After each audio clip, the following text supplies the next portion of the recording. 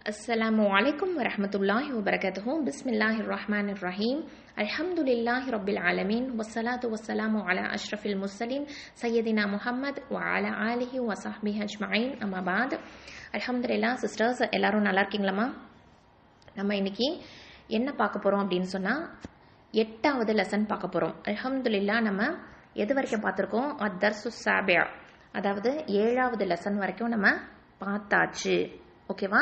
So இன்னைக்கு நம்ம 8வது லெசன் அத்-தர்சு ஸாமின், இதில் என்ன பார்க்க போகிறோம் அப்படின்னு சொன்னால் அல் ஹுரூஃபுல் மத்தி வல்லீன், அதாவது நம்ம ஹரக்காத்துகளை பற்றி பார்த்துட்டு இருந்தோம் இல்லையா? அதில் வந்து ஃபத்ஹா கெஸ்ரா தொம்மா பார்த்தாச்சு, அதுக்கப்புறம் ஃபத்ஹத்தேன் கெஸ்ரத்தேன் தொம்மத்தேன் பார்த்தாச்சு. அதுக்கப்புறம் போன கிளாஸில் என்ன பார்த்தோம் அப்படின்னு சொன்னால், அதாவது சகைரா எழுத்துக்கள், ஓகேவா? அலிஃப் சகைரா, வாவ் சகைரா, யா சகைரா. ஸோ அடுத்த 3ஐயும் பார்த்தாச்சு. இன்னைக்கு என்ன பார்க்க போகிறோன்னா அடுத்த 5 பார்க்க போகிறோம். ஓகேவா? அடுத்த 5 என்ன அப்படின்னு பார்த்தீங்கன்னா ஹுரூஃபுல் மத்தில் 3ஐயும் ஹுரூஃபுல் லீனில் 2ஐயும் பார்க்க போகிறோம். ஓகேவா? ஸோ அல்ஹம்துலில்லாஹ் லெசனுக்குள்ளார போகலாம் இன்ஷா அல்லாஹ். மத்து அப்படின்னு சொல்லி அங்கே பிளாக்காக ரெட் கலரில் ஒரு பிளாக்ல மத்து அப்படின்னு எழுதியிருக்கு இல்லையா? மத்து, அந்த தால்ல சுக்கூன் இருக்கிறதுனால நம்ம எப்படி ஓதணும்? கல்கலா கொடுத்து ஓதணும். அப்போ மத்து. ஓகேவா? ஸோ இதை எப்படி உச்சரிக்கணும் அப்படின்னு பார்த்தோன்னா ப ஃபத்ஹா அலிஃப் சுக்கூன் ப, ப தொம்மா வாவ் சுக்கூன் பூ, ப கெஸ்ரா யா சுக்கூன் பி, ப பூ பி, இந்த மாதிரி தான் நம்ம ஓதுவோம். ஓகேவா? அதே மாதிரி த து தி ச சு சி ஹ ஹு ஹி ஹ ஹு ஹி, இது ஹெவி லெட்டர். ஓகேவா? அடுத்தது ரா ரு ரி ஜ ஜு ஜி தா து தி, இது ஹெவி லெட்டர், இதுவும் ஹெவி லெட்டர். ஜா ஜு வி ஃப ஃபு ஃபி ஹ ஹு ஹி ய யு யி அ உ இ ஜ ஜு ஜி த து தி ஸ ஸு ஸி ச சு சி ஷ ஷு ஷி ஸோ சு சி தோ து தி அ உ ஐ. இது நல்லாவே ஓதுங்கம்மா. ஐன்னு சவுண்டு வந்து நிறைய பேருக்கு இன்னும் வரல. அ உ ஐ. அடுத்தது ஹ ஹு ஹி க கு கி க கு கி லாம் ஃபத்ஹா அலிஃப் சுக்கூன் ல, லாம் தொம்மா வாவ் சுக்கூன் லு, லாம் கெஸ்ரா யா சுக்கூன் லி, ல லு லி. ம அதாவது ம மு மீ ந நு நீ, வாவ் ஃபத்ஹா அலிஃப் சுக்கூன் வ, வாவ் தொம்மா வாவ் சுக்கூன் வு, வாவ் கெஸ்ரா யா சுக்கூன் வி. இந்த மாதிரி நம்ம இதை ஓதுவோம். இதுக்கு உண்டான சட்டத்தை இன்ஷா அல்லாஹ் நம்ம தெரிஞ்சுக்கலாம். அதாவது இந்த லெசனுக்கும் இதுக்கு முன்னாடி அலிஃப் சகைரா வாவ் சகைரா யா சகைரா இதில் ஓதும் போதும் ரெண்டுமே ஒரே சவுண்டு தானே கிடச்சிச்சு இல்லையா? ரெண்டுமே ஒரே மாதிரி தானே இருக்கு அப்படின்னு நீங்கள் நினைக்கிறீங்களா? மாஷா அல்லாஹ். ஸோ இதுக்கு என்ன டிஃப்ரென்ஸ் அப்படின்னு நம்ம தெரிஞ்சுக்கணும். ஓகேவா? ஸோ அங்கே வந்து அலிஃப் வாவ் யா இது எல்லாமே எப்படி இருந்துச்சுன்னா சகைராவாக இருந்துச்சு, அதாவது சின்னதாக இருந்துச்சு. ஆனால் இங்கே அலிஃப் அலிஃப் முழுசாவே இருக்கு, வாவ் ஃபுல்லாகவே இருக்கு, யா ஃபுல்லாகவே இருக்கு. ஓகேவா? எழுதப்பட்டிருக்கு. இந்த அலிஃப் வாவ் யா 3மே எப்படி இருக்கு? எழுதப்பட்டிருக்கு. இதுக்கு பேர் அரபிக்கில் என்ன சொல்லுவோம்னா முஹக்கக் அப்படின்னு சொல்லுவோம். ஓகேவா? எழுதப்பட்டிருக்கு, முஹக்கக். ஸோ இதை வந்து இந்த அலிஃப் வாவ் யா அப்படிங்கிறது வந்து ஜவுஃப் எழுத்துக்கள். ஓகேவா? இது வந்து எங்கேருந்து பிறக்குது அப்படின்னு பார்த்தீங்கன்னா தொண்டைக்கும் வாய்க்கும் நடுவில் காலியான இடம் இருக்குது பார்த்தீங்களா? அங்கேருந்து தான் இது பிறக்குது. ஸோ இந்த எழுத்துக்களுக்கு பேர் ஹுரூஃபுல் மத்தா அப்படின்னு நம்ம சொல்லுவோம். ஸோ இதை எந்த அளவுக்கு நம்ம நீட்டணும்னு பார்த்தீங்கன்னா 2 ஹரக்கத் அளவுக்கு நம்ம நீட்டணும். இப்போ உதாரணத்துக்கு ப பூ பி அப்படின்னு சொல்லுவோம். இப்போ இதில் என்ன சட்டம் அப்படின்னு பார்த்தோம்னா, அலிஃப் சுக்கூன் பெற்றிருக்கணும், அதற்கு முன்னாடி உள்ள எழுத்து ஃபத்ஹா பெற்று வந்திருக்கணும். அதே மாதிரி வாவ் சுக்கூன் பெற்றிருக்கணும், அதற்கு முன்னாடி உள்ள எழுத்து தொம்மா பெற்று வந்திருக்கணும். யா சுக்கூன் பெற்று வந்திருக்கணும், அதற்கு முன்னாடி உள்ள எழுத்து கெஸ்ரா பெற்று வந்திருக்கணும். ஓகேவா? ஸோ அதாவது அலிஃப் மத், வாவ் மத், யா மத்ன்னு நம்ம சொல்லுவோம். புரியுதாமா? ஸோ இந்த மாதிரி தான் நம்ம வந்து இதை உச்சரிப்போம். இப்போ பாருங்களேன், வாவுக்கு பக்கத்தில் ஒரு அலிஃப் வந்திருக்கு இல்லையா? ஸோ அது ஏன் வந்திருக்கு அப்படின்னு நம்ம தெரிஞ்சுக்கணும் இல்லையா? ஸோ ஆக்சுவலாக அது வந்து ஸ்பெல்லிங் ரூல் அப்படின்னு சொல்லி அரபிக் கிராமரில் சொல்லுவோம். அது மட்டும் இல்லாமல் குர்ஆனில் வினைச்சொற்கள் வரக்கூடிய இடங்கள்ல எல்லாமே வாவ் வரும், அதுக்கு பக்கத்தில் ஒரு அலிஃப் வந்திருக்கும். பொதுவாக வாவுல் ஜாமியா அப்படின்னு சொல்லுவோம். பன்மையை குறிக்கக்கூடிய வினைச்சொற்கள் இடங்கள்ல எல்லாத்துலேயுமே இந்த அலிஃப் வரும். ஸோ இந்த அலிஃபுக்கு பேர் என்ன அப்படின்னு பார்த்தோம்னா, இது பார்க்கறதுக்கு முன்னாடி, இதுக்கு முன்னாடி ஒரு லெசன்ல, அதாவது என்ன லெசன் அது, அத்தர்சு சாதிஸ், அதில் வந்து அபதன் அஹதுன் அப்படின்னு படிச்சுட்டே வரும்போது அனா அப்படின்னு ஒரு வேர்டை பார்த்தோம். அந்த வேர்டில் அலிஃபுக்கு மேலே ஒரு ரவுண்டாக ஒன்று போட்டிருந்துச்சு ஓவல் ஷேப்பில் இல்லையா? அந்த அலிஃபை நான் வந்து என்னன்னு சொல்லியிருந்தேன் அப்படின்னு ஞாபகம் இருக்கா உங்களுக்கு?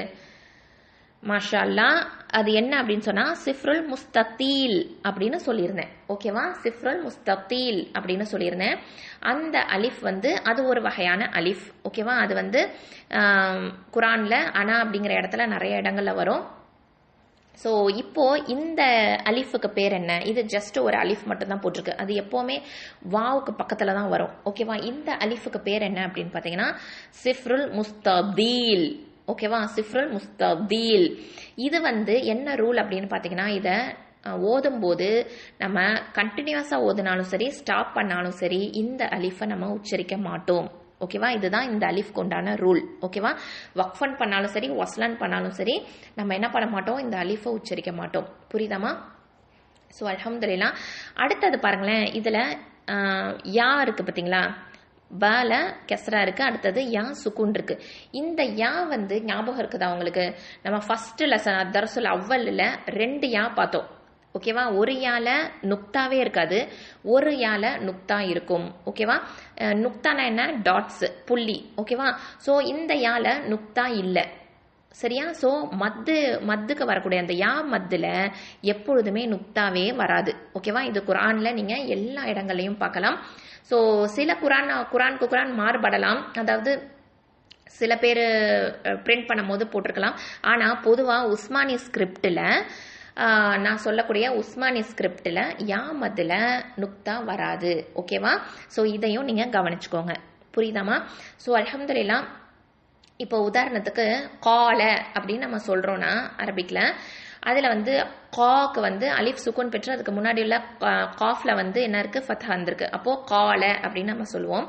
அப்போது அதை வந்து நம்ம நீட்டி ஓதாமல், மத்து செய்யாமல் ஓதிட்டோம், கலை அப்படின்னு ஓதிட்டோம்னா அர்த்தமே மாறி போயிடும் இல்லையா?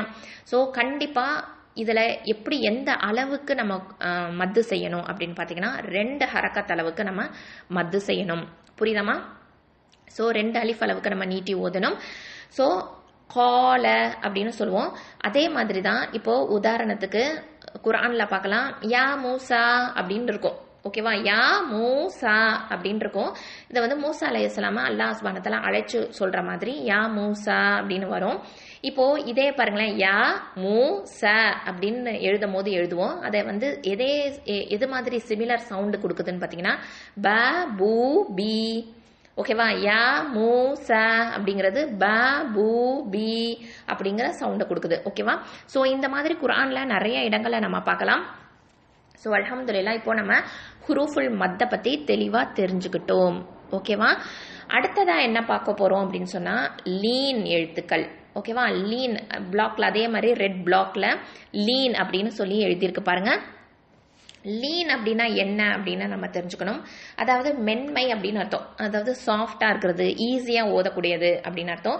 இது வந்து நம்ம நீட்டக்கூடாது. இது வந்து என்ன அப்படின்னு சொன்னால் ஹுரூஃபுல் லீன் அப்படிங்கிறது தான். ஓகேவா? ஹுரூஃபுல் லீன், மத்துல் லீன் கிடையாது, ஹுரூஃபுல் லீன். ஓகேவா? ஸோ ஹுரூஃபுல், அதுக்கு அதாவது லீனுக்கு உண்டான எழுத்துக்களை தான் நம்ம தெரிஞ்சுக்க போகிறோம்.